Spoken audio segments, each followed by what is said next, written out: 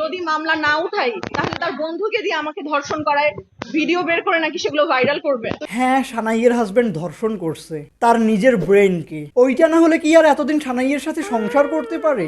বুদ্ধির দোষ। তো সানাই মাহবুব তার হাজবেন্ডের এগেনস্টে মামলা করছে। তার হাজবেন্ড নাকি সানাইকে টাকার জন্য বিয়ে করছে, টাকা না দিলে নাকি সে আর সানাইয়ের সাথে সংসার করবে না। সানাইয়ের মতো মেয়ের সাথে সংসার করার জন্য সে তো একটু টাকা ডিজার্ভ করেই।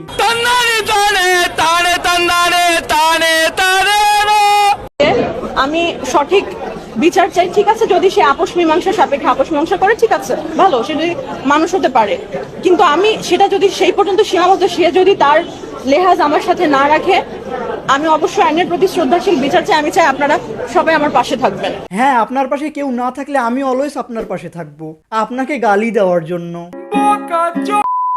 আচ্ছা, জোকস সাইড, বাট সানাইকে দেওয়ানবাগির মতো লাগতেছে না?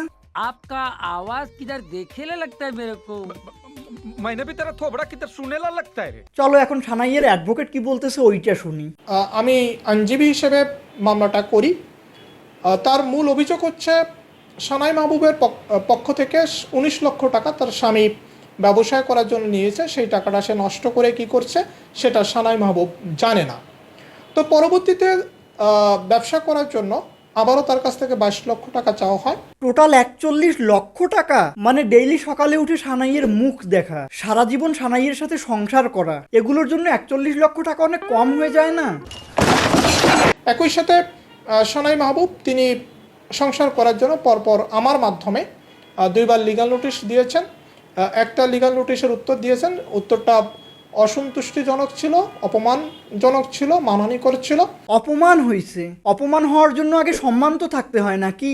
সম্মান দেওয়া না কেন? সালাম দাও। আমি বিজ্ঞ আদালতের প্রতি শ্রদ্ধাশীল এবং আমি মনে করি আদালত আমার পক্ষে একটা সুবিচার করেছেন।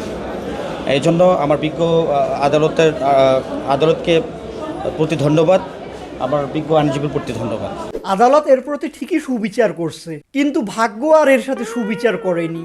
দুঃখ করে কি করবে কও, ভাগ্যের লিখো না যায় খণ্ড। আমাকে তো খারাপ লাগতেছে ওই আদালতের জজের জন্য, মানে প্রত্যেক দিন তাকে সানাই মাহবুবকে ফেস করতে হচ্ছে। হ্যাঁ, হাসি খুশির দিন শেষ, এখন নাকের পানি আর চোখের পানি। আসলে নারীর জন্য তো আইন, তো আসলে একটা পুরুষকে যখন মারা হয় আর হঠাৎ করে দেখা গেছে যে পট করে থানায় ফোন দিয়ে পুলিশকে বলে পুলিশ পুলিশ বাঁচাও বাঁচাও, দিস ইজ এই ধরনের ক্যাটাগরি আর কি, তখন কিছু করার থাকে না, স্বামী চুপ করে থাকতে হয়। এই লোককে আমি বলতে চাই যে আইন নারীর জন্য না, আইন হচ্ছে আসলে অন্ধ, তাই হাতের মধ্যে বেল্ট উঠানো হচ্ছে বেস্ট অপশন। অন্ধ আইন কিছু টেরই পাবে না।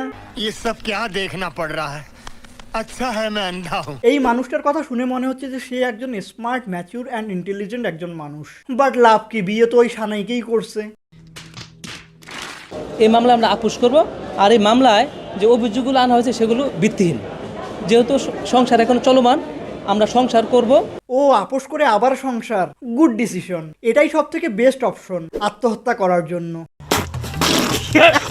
আমি এতক্ষণ বলতেছিলাম যে আইন অন্ধ, বাট আইন না, অন্ধ হচ্ছে আসলে এই লোকটা যে নিজের ভালোটা দেখতে পারতেছে না।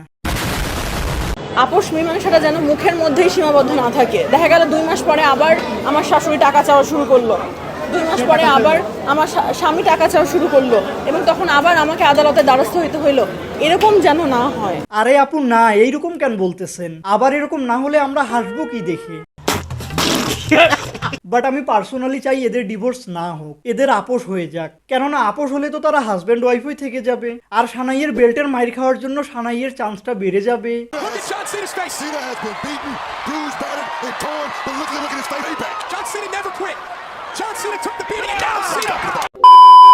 ওকে, সো ভিডিও ফিনিশড। এতদূর ভিডিওটা দেখে থাকলে লাইক, শেয়ার এন্ড সাবস্ক্রাইব করে ফেলো, এন্ড দেখা হবে অন্য কোনো ভিডিওতে।